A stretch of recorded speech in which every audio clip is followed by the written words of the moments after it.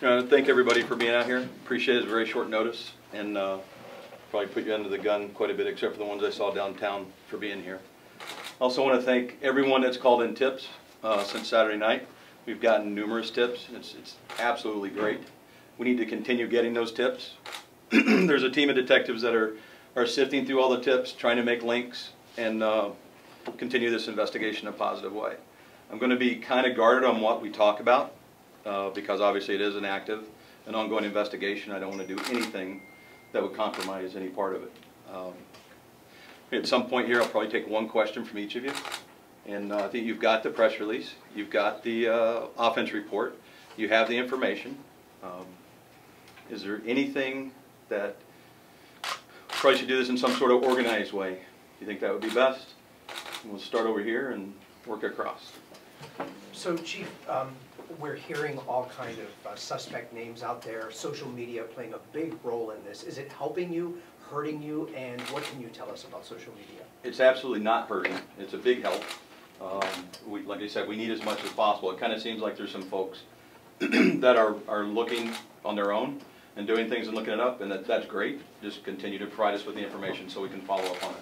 We have several leads that we're following right now that hopefully I can report to you very soon. Will be positive, but I'm very confident that we will find out who did this. Young man with a rebel flag on Facebook without saying any names, is that somebody you're looking at, or are you even familiar with? It's one of the tips that we received that we're looking into, yes.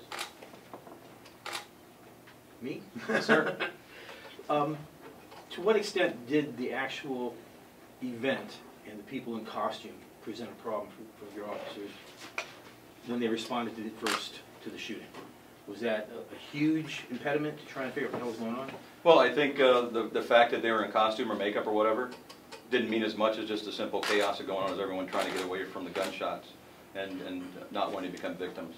So you saw the video that the young lady put out on her Facebook page. So just from that view, it's very chaotic. And what we're working on right now, we're collecting video from other places.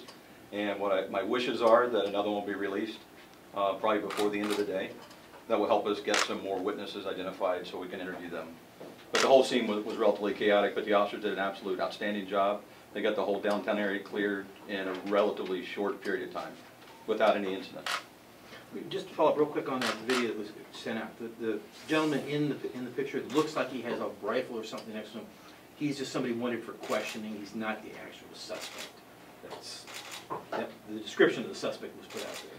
No, sir, that was not. That is the case. What you're saying is correct. Okay. How do you go about securing an event like this? Something where people are carrying fake guns, real guns, we just don't know. How do you prepare for that? Well, I think the officers did a good job and the security people the best they could. It is, like you said, it is very difficult. And allowing that someone will have to be explored in the future for other events, if that's even allowed. We'll have to look into that and to make a determination, make a decision if that's something we want to continue. Because it is very difficult to determine between a fake gun and a real gun. Is that like a nightmare for police? I think it would definitely, at the very minimal, be a nightmare. Yes, especially after the shots were fired and things happened. At that point, then you had 15 or 20,000 suspects because no one knew much of anything until things were calmed down and it was clear. A question on everyone's mind. Is this random or was this targeted? Have you guys determined that? There's information that we're following up on, and right now it's not been determined. I think that it will come out at some point, hopefully in the near future. You know, if it was a planned event or if it was a random event. I've heard both. I've heard the media report on both. I've heard the media on national level, I think, report both ways. But I can't say for sure right now. The victims, have they spoken to you? Have they been in any condition to speak to you? All the victims have been treated and released from the hospital, from my understanding, and yes, they were all interviewed that night, that morning by detectives. Okay. Back here. Yes, can you talk a little bit about the suspect, the description? You were saying that only somebody that is Hispanic. Well, it's a very, what went out in the press release, it's a very bland description. It's a young, late teens, early 20s, white or Hispanic male, dressed in black, wearing a black shirt with a red and black baseball ball cap on. That is pretty much where we're at. So no names. No names. Yes, sir. ZombiCon organizers want to have this event again next year. Any safety precautions, any changes that need to happen next year in order for something like this not to happen again? What we're working on now is an after-action report of all the events and with recommendations to move forward. But that's a long way away, and there'll be discussions for that coming up later on. But there's being plans, there's being discussions for things that could have gone differently or maybe not. If someone has the intent to do this, there's very difficult to stop someone that just has this in their mind to do it.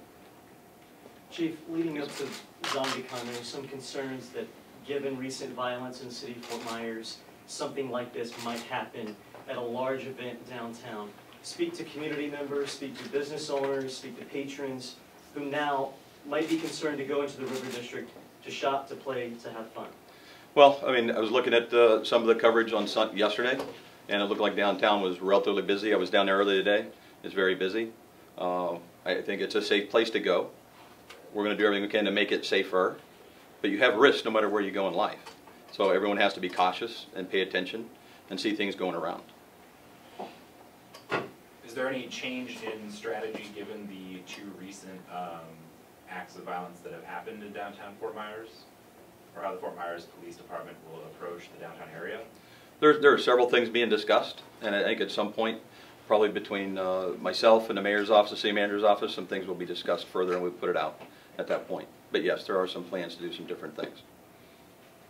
I know you still don't know if this was targeted or random, but was the shooter firing directly at Taylor, or was it more like spraying bullets into it? At that point, that's part of what we're still trying to find out through all these witnesses and this information. That would be some information that would be extremely valuable as this goes forward. That's why if we could get everyone that was down there that night to get in touch with us and just, I was there, this is what I seen, this is what I heard. It may not help, but it's definitely not going to hurt. So it might help us understand a little bit more about what happened right in that massive crowd. Has anyone in his family informed you guys of anyone who might have wanted to harm him? Not that I'm aware of. Chief, did the victims know each other? Can we say one question? People are asking as they're watching this live. Chief, did the victims know each other? I don't believe they did. I don't believe the victims knew each other at all. In fact, one victim was from Port Charlotte, one was from Naples, and others from different areas within Fort Myers. Thank you. Vic, can you think of anything? No, just push the message that anybody that captured video or photographs, they may not think it's valuable to the case, but it may have captured the suspect either before or after. We absolutely need that. You can get it to us directly here at the police department, go to Crime Stoppers, whatever avenue you'd like. Just please get that to us. Yeah, simple as I said, I was at a place downtown, and one of the gentlemen approached me and said that he didn't know who I was. He just knew I was a cop in a uniform. And he gave me his name, his cell phone number. He was actually inside Cabos at the time it happened, and he described to me what he saw, and he agreed to talk to detectives. So they'll be reaching out to him very soon too. So anything like that is extremely important. You never know, what good the information is. And I just want to make sure to get the message out there that I'm extremely confident that we'll get to the bottom of this and we'll find out who's responsible for this. And it is safe to go downtown and have a good time. Right. Thank you. Thank you, guys. Thank you. Sorry I was late. Thank you, Chief.